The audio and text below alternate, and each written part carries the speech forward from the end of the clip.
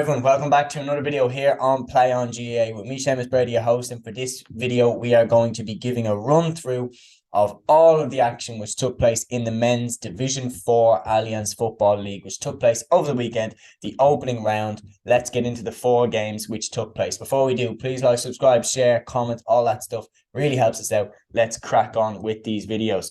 First one was Laois against Sligo. Laois went going away to Sligo and winning by 2-11 to 11 points. A seriously impressive victory for Laois. And I have to say, they are further ahead than I thought they were. Last year, Laois were a mess. They were all over the place, getting relegated from Division 3 when a lot of people had them down for promotion contenders, then getting beaten. Wicklow putting 5 goals past them in the Leinster Championship, and then they made no impact on the Tailteann Cup whatsoever. Westmeath beat them. I know Westmeath went on to win the Tailteann Cup, but Laois were just nowhere near the pace that we've seen them at over the last 2 years that we expect them to be at. Down in Division 4, Sligo, on the other hand, Tailteann Cup semi-final appearance.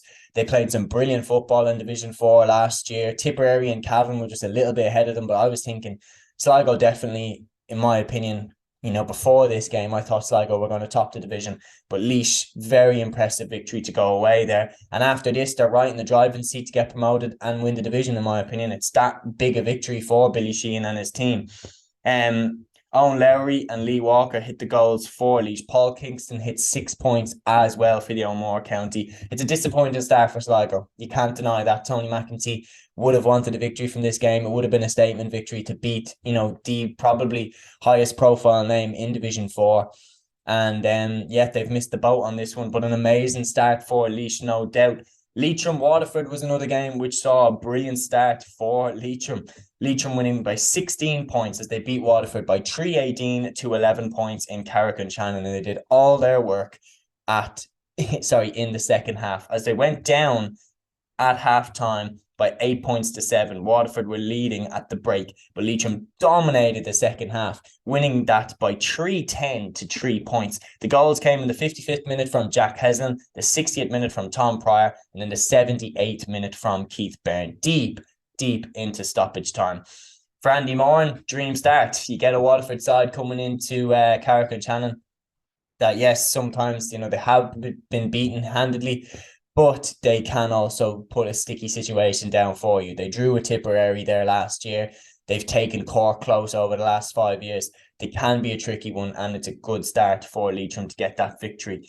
Then Carlow hosted Wicklow, and this was going to be a really interesting game as well. 2 very good coaches, Neil Crew there with Carlow, Oisin McConville there with Wicklow. I'm very interested to see how McConville gets on as Wicklow boss. And the game was very even. It finished 2-10 apiece. Pádraig O'Toole hit the early goal for Wicklow, which put them off to a great start. It was a mix-up at the back between the goalkeeper and the defence, and it ended up with O'Toole swinging it over the goalkeeper into the empty net. However, Ross Dunphy responded with a goal set up by Conor Crowley after Mark Jackson had a bad kick-out for Wicklow. So bad kick-outs galore. Then a brilliant goal by Jordan Morrissey as he volleyed it into the back of the net, put Carlow in the driving seat, but then Wicklow responded with Owen Murtagh up from fullback, a neat 1-2 with Owen Darcy, and then he put it into the back of the net for Wicklow's second goal. At halftime, it was 2-6 to 2-5 in favour of the Garden County, and then it was point for point in the second half. Wicklow looked like they might have done enough to get the victory as they took the lead with minutes left, but Shane O'Neill hit a late free to draw the game at Dr. Cullen Park.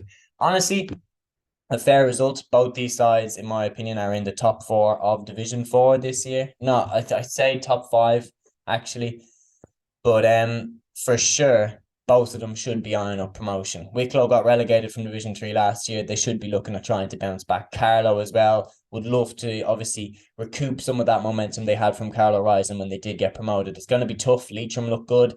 Sligo are still there. Laois look really good. It's going to be hard to get out of Division 4 this year. And the final game, which happened in Division 4, and it's not a good omen for Wexford here today, as they drew with London by 1-9 to 1-9. London hit a late goal to deny new manager John Hegarty a win in his opening game as Wexford boss.